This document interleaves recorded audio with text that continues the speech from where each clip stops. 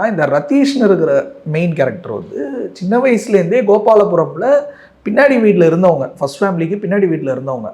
அப்படின்னு ஒரு கனெக்ஷனில் வந்தவங்க தான் ரதீஷோட பிரதர் சர்வேஷ்னு இருக்கிற ஐபிஎஸ் ஆஃபீஸர். இப்போது இதுக்கு பின்னாடி ஒரு பெரிய இது இருக்குது. இப்போ டான் பிக்சர்ஸ் எப்படி ஃபேமஸாக இருக்குல்ல, முன்னாடி எப்படி ஃபார்ம் ஆச்சு, இப்போ தான் ரீசெண்டாக பார்த்துருப்பீங்க அவங்க கல்யாணம். அவங்களோட ஒய்ஃபோட அம்மா தான் தென்மொழி, முத்துவோட பொண்ணு. இப்போ இந்த சைடில் அவங்க அப்பா வந்து, அந்த பொண்ணோட அப்பா வந்து கெவின் கேர், ஆகாஷ் பாஸ்கரன் அவர்களோட அப்பா வந்து பிஆர்ஆர் ஸ்வர்ண மாளிகை அதெல்லாம் சேலம்ல அவங்களும் பிஸ்னஸ் பண்ணுறாங்க. நான் என்ன சொல்கிறேன்னா, உங்ககிட்ட 3 படத்துக்கு எப்படி 500 கோடி ரூபாய் ஒரே டைமில் ஃபண்ட் இன்வெஸ்ட் பண்ணுறதுக்கு அப்போ எங்கேருந்து இந்த மணி வருது? ட்ரெயிலு இப்போ இவங்க அடாப்ட் பண்ணது ஒரு புது மாடல். எப்படின்னா ஷேர் கான்செப்டில் கொண்டு வந்திருக்காங்க படத்துக்கு. அதனால தான் இவ்வளோ பெரிய படம் போட முடியுது.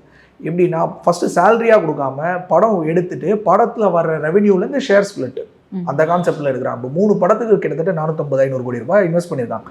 இதோட மணி ட்ரெயில் எங்கேருந்து வருது? அப்படி தான் மெயின் கொஸ்டின். இப்போ ரதீஷ்னு இருக்கிறவர், நான் என்ன கேட்குறேன்னா, ஏன் ஓடி போகணும்? நீங்கள் தப்பு பண்ணல, நீங்கள் எதுவுமே பண்ணலை, நீங்கள் ஆன்சரை நீங்கள் வந்து ரெஸ்பான்சிபிளாக நீங்கள் வந்து இன்வெஸ்டிகேஷனை கோஆப்ரேட் பண்ணுறீங்கன்னா ஏன் ஓடி போகிறீங்க? சென்னையிலேருந்து பெங்களூர் போய், பெங்களூர்லேருந்து டெல்லி போய், டெல்லியிலேருந்து பெங்களூர்லேருந்து துபாய் போய், துபாயிலேருந்து லண்டன் போகிற அளவுக்கு ஏன் பயம்? நான் கேள்விப்பட்டது என்னென்னா, சீப்ராஸில் அவர் வீட்டுக்கு அந்த ஃப்ளோர்லேயே, அவரோட ஃப்ளோருக்கு 2 என்ட்ரன்ஸு.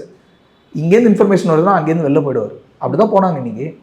இது எல்லாமே அப்போ அவங்களுக்கு டிஜிபிலேருந்து கமிஷனர்லேருந்து எல்லாமே உள்ளே தான் இருக்கார். ரதீஷில் தான் இருக்குது கண்ட்ரோலே.